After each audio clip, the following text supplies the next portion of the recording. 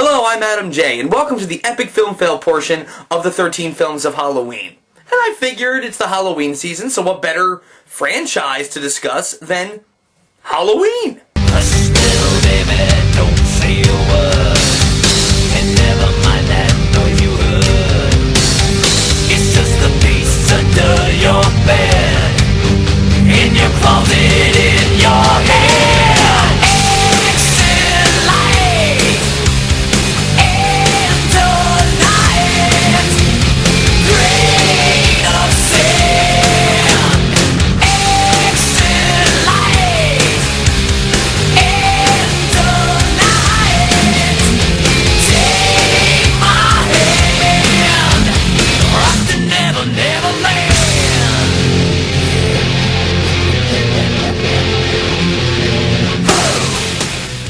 Halloween is a horror film that I consider a masterpiece. Inspired by the works of Alfred Hitchcock, it made at a budget of $300,000, which even for back then wasn't much backing. Halloween relied solely on its story and its unforgettable cast, which included Charles Cyphers, Jamie Lee Curtis, and Donald Pleasance to create a dark and memorable film. You know, as opposed to just having shit tons of jump scares and gore and hoping that your audience doesn't know what a real horror film is.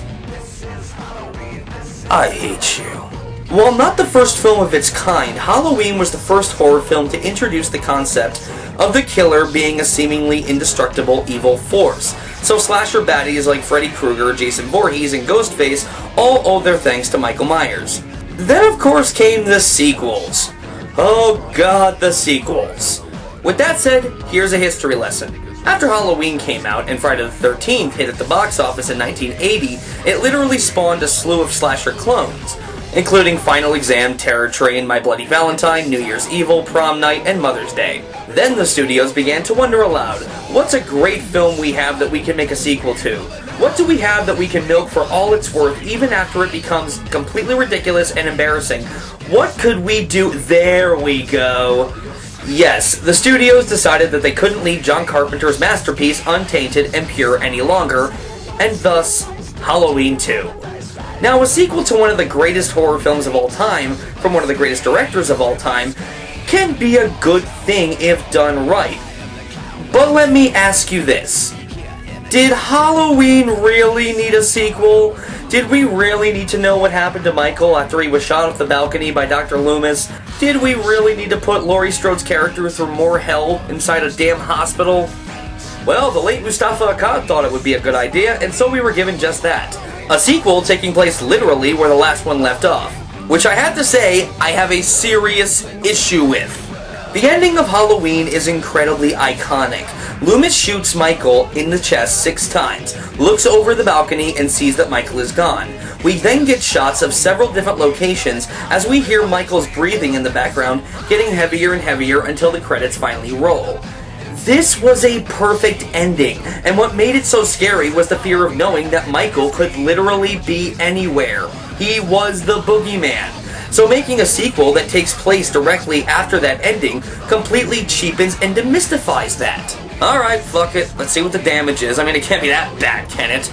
This is Halloween 2. So the film begins with the song Mr. Sandman, making us realize just how much we'd rather be watching...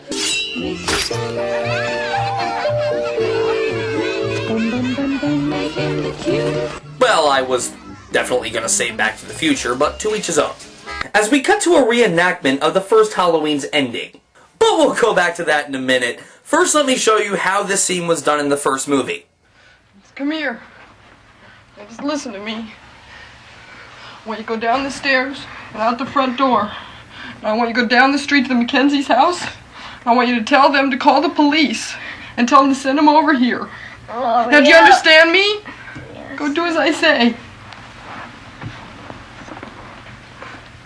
Now let's look at the sequel. I want you to listen to me. I want you to go out of the house and down the street to the Mackenzie's house. Okay, no going down the stairs and out the front door, and I seem to remember your hand being on Tommy's shoulder. I want you to knock on their door. I want you to tell them to call the police and send them over here. Yeah, you didn't tell them to knock on the front door in the original. All right? Now do as I say. Okay, I seem to remember you saying, "Do you understand me?" before you said, "Now do as I say," but whatever. Go. And you never said go as they were leaving either. But anyway, let's look at what else is different.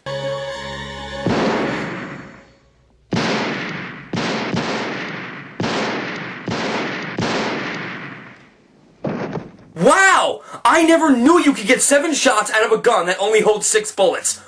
My mind has just been blown. Oh, in case you were wondering, he did only fire 6 shots in the first movie.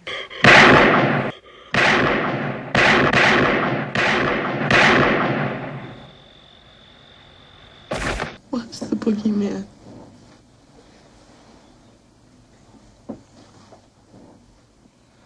As a matter of fact, it was. Okay, see, that part was actually shot for shot the original film. That was good. Can you keep it up?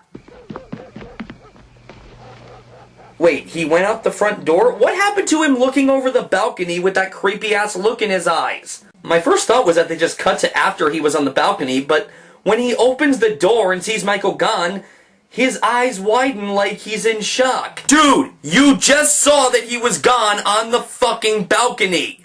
What, do you have the memory of Dory from Finding Nemo? This is some kind of practical joke. It's not funny. And I know funny. I'm a clownfish. So Loomis looks at the imprint that Michael's body left, even though it clearly wasn't present in the first film, because as we all know, when the embodiment of evil is shot in the chest 6 times, 7 times, all of his limbs will start to bleed out, leaving an imprint that only CSI could be proud of. Oh, and by the way, where did all the grass come from? Wasn't much grass there when he fell, and I'd like to think that the boogeyman's blood isn't fertilizer. Yeah, you know what? I'm just gonna come out and say it. This is the most half-assed sequel reenactment I have ever seen. Now I know what you're probably thinking.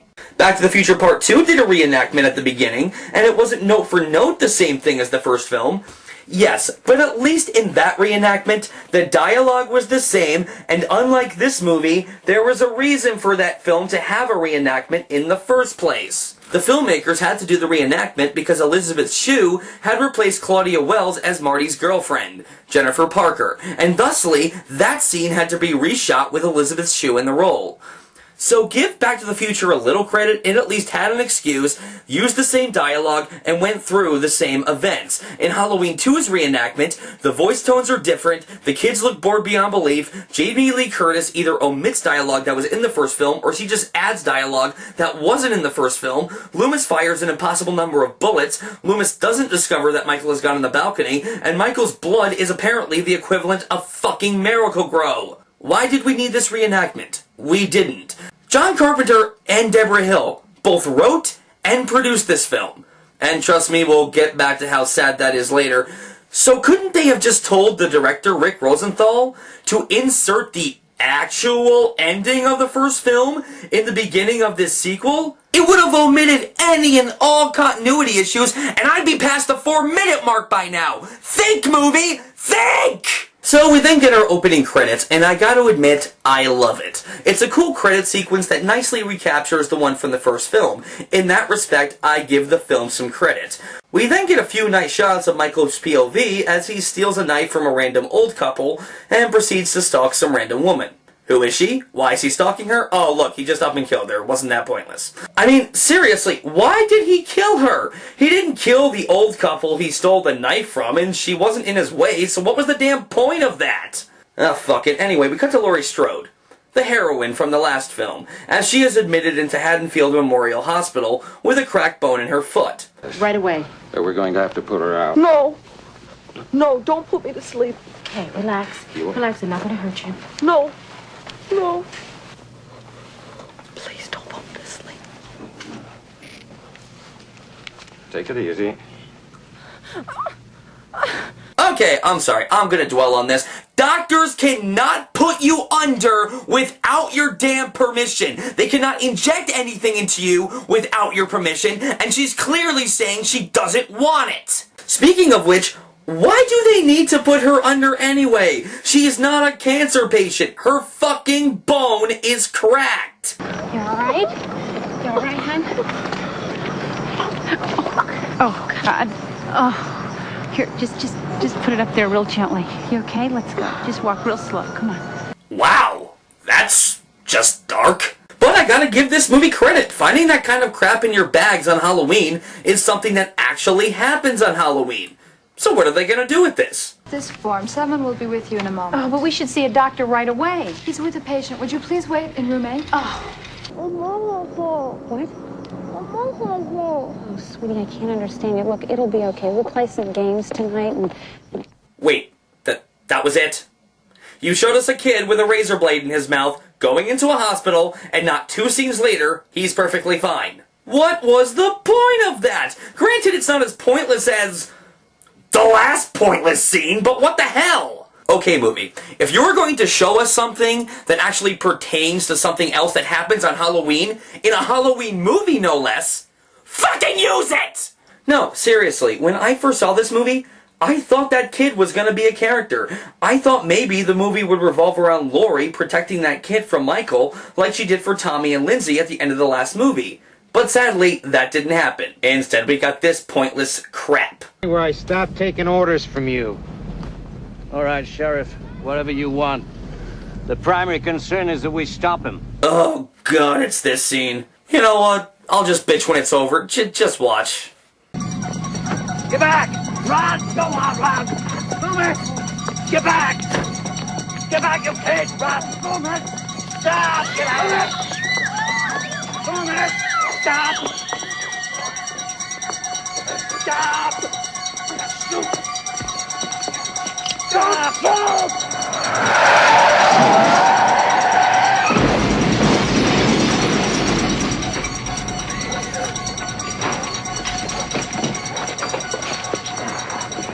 Sheriff Brackett. He came out of nowhere. I couldn't stop.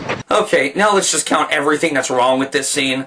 First of all, Loomis in the distance sees someone he believes to be Michael and starts chasing him. This would work if the person didn't have blonde hair and Loomis hadn't seen Michael with brown hair earlier. Secondly, why would the embodiment of all evil be walking around on Halloween night with a bag full of candy? Third, I can buy that this kid has a similar looking mask, being that Michael stole his mask and knife from a hardware store in the first film. That's all well and good, but how did this kid get the idea to wear the same looking boiler suit as Michael? Michael stole his boiler suit from a trucker in the first film, so how does that work? Maybe it's coincidence, but I'm not buying it. Lastly, what the hell is wrong with that deputy who crashed into him? He makes the claim that he came out of nowhere and couldn't stop, but he didn't come out of nowhere. He was in the street for a good 10 seconds before the deputy crashed into him. Wouldn't he have seen him with his headlights? And what if he hadn't come out of nowhere? Would he have just crashed into the van? What a moron! Yes, so everyone but Loomis believes that Michael is now dead. But that doesn't comfort Sheriff Bracken as he is forced to identify the body of his dead daughter, Annie. I have to, go and tell my wife before somebody else does. Go on home, Lee. Go on home. I'll take care of everything. Damn you. Sorry. What have you done? I haven't done anything. You let him out! I didn't let him out. I gave orders for him to be restrained. Yes! Damn you! You let him out! You let him out even though you've clearly been telling me otherwise since this night began! To hell with you! Loomis then recreates his speech from the first film, and even I'll admit it's awesome to hear his big speeches again, as it does bring back that sense of evil we felt in the first film. Would you keep him back? He was my patient for 15 years. It became an obsession with me until I realized that there was nothing within him, neither conscience nor reason, that wasn't even remotely human.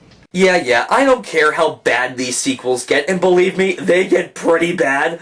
Donald Pleasance is the shit in all of the ones he's in. He's the one thing in these movies I never got tired of. Sequels? Fuck you. Loomis? You are my number one guy. We then cut back to Haddonfield Memorial, where we meet many of Michael's future kills, and to be honest, that's something this film does okay. The characters aren't too bad. Nowhere near as memorable as the ones in the first, but that was a given going in. I especially like this guy. He's just funny. Little cocky, but pretty funny. You don't have to swear, bud. Well, she's a goddamn moron anyway. Every other word you say is either hell or shit or damn. Sorry.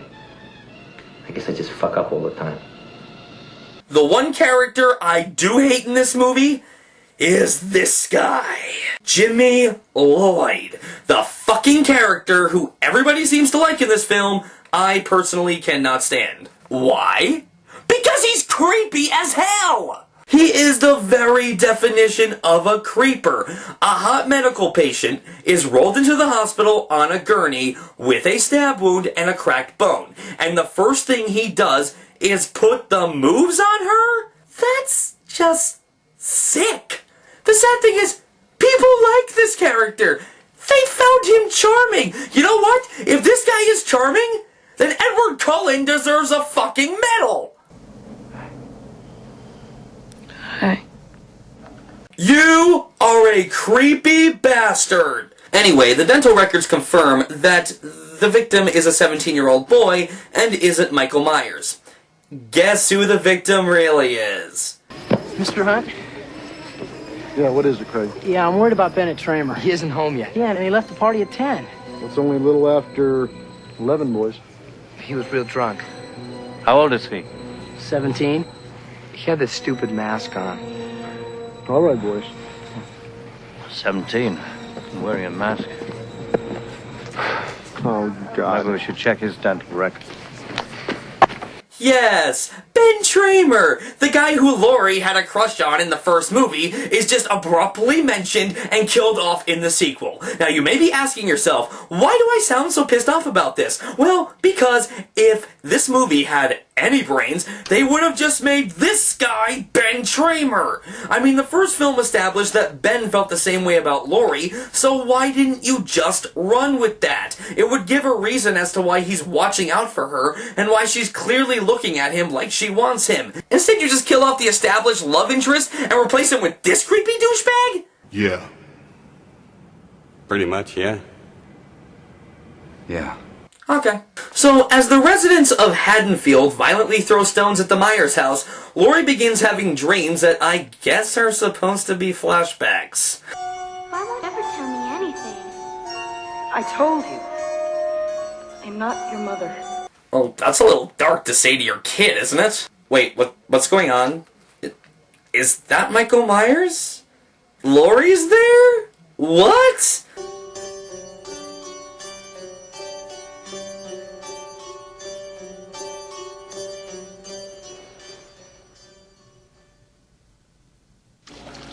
Well, I can only assume they're gonna explain that later. So we then cut to Michael as he slaughters just about everyone in the hospital. The death scenes are really impressive, especially the infamous hot tub scene that everyone loves so much.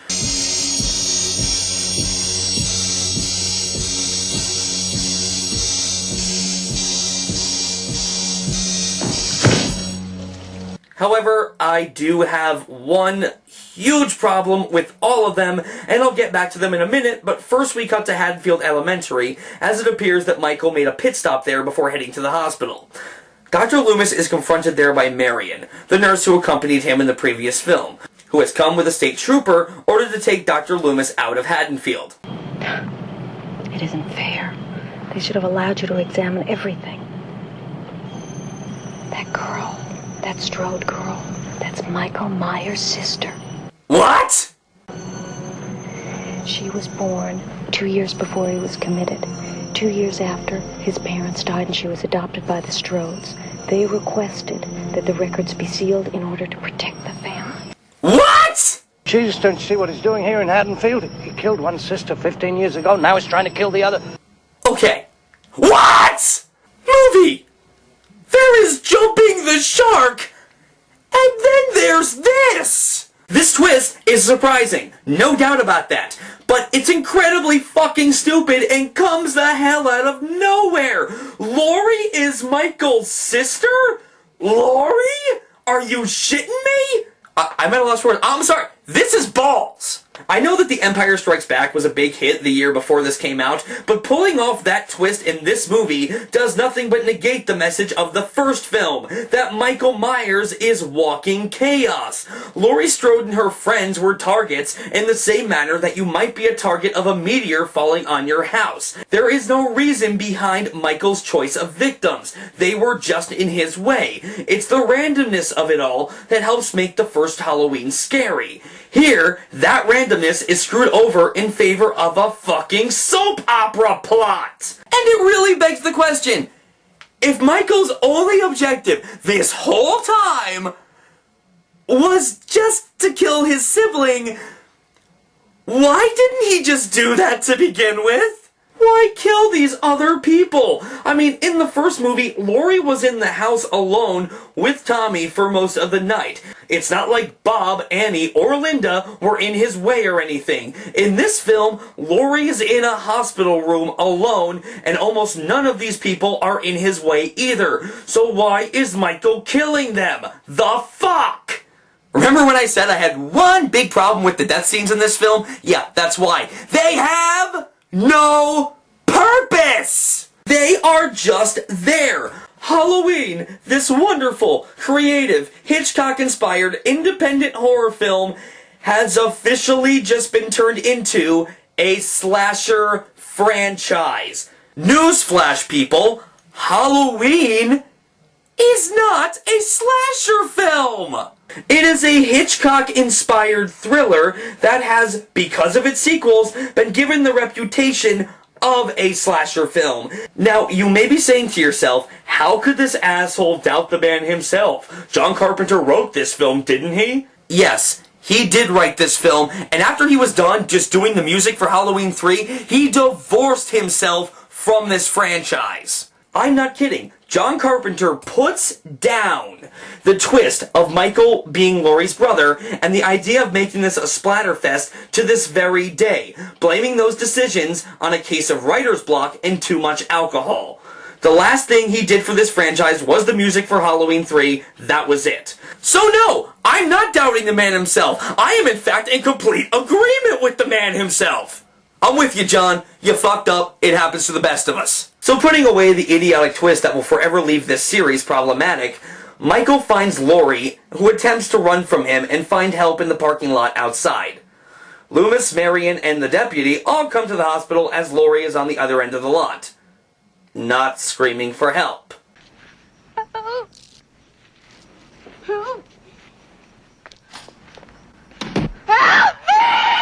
Yeah, wait till they go inside to scream for help.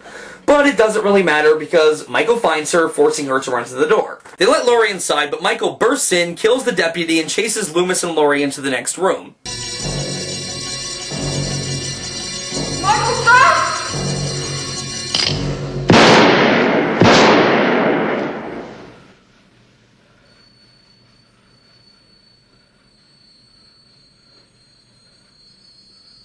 So you shot him in the eyes, but the bullets did not pierce his skull or go through the back of his head. It happens! With Michael blinded, Laurie escapes the room, and we pretty much close out this fight with Donald Pleasance going out like the kick-ass motherfucker he is. It's time, Michael. So, after it's over, they drive Laurie off in the ambulance, Michael's body is left burning even though the fire department is clearly there, and this movie ends. Bring me a dream, make him the cutest that I've ever seen. Okay, I gotta be honest, this film just didn't age well for me. I don't like this film at all. I'm sorry, I really don't. Okay, I mean, there's a few cool things in it. For the most part, it's really bad. The kills are inventive, but they have no purpose. The twist at the end had effect because no one saw it coming, but it was incredibly fucking stupid and will forever leave this series problematic. They try to give Laurie a love interest, but he's really nothing but a creepy bastard. They bring back Loomis, who was played brilliantly again by Donald Pleasance, but half the time, he's just wandering around from location to location, like they have no idea what the fuck to do with him until the very end. It tries to open with the end of the last film, but it's recreated so terribly that the scene falls flat on its ass. For every good thing this movie tries to do, a monument to stupidity seems to always follow. I mean, I give these people all the credit in the world. Watching this, it's more than obvious that Carpenter, Hill, Rosenthal, and all the actors involved were really trying to make something good. The things in the movie that are good are pretty good. The scenes of Michael's POV that mimic the first film, the scenes of Dr. Loomis being awesome, the scenes of Laurie fighting back, and even if they were incredibly purposeless, the death scenes are in fact creative. I can give this film that much, and I do understand why people like it. But for me, it just did not do it for me. If it was on TV, I might watch it, but ultimately, it just left me cold and confused. That's one Halloween sequel down, bunch more to go. Boys and girls of every age, wouldn't you like to see something strange? Come with us and you will see this our town of Halloween. This is Halloween, this is Halloween. Pumpkin sleep in the dead of night. This is Halloween, everybody be a scene. Trick or treat, everything's gonna die right. It's our town, everybody sing. This town of Halloween. Do not bring that trash up in here, motherfucker. This is my house. Take your stinking paws off me, you damn dirty ape!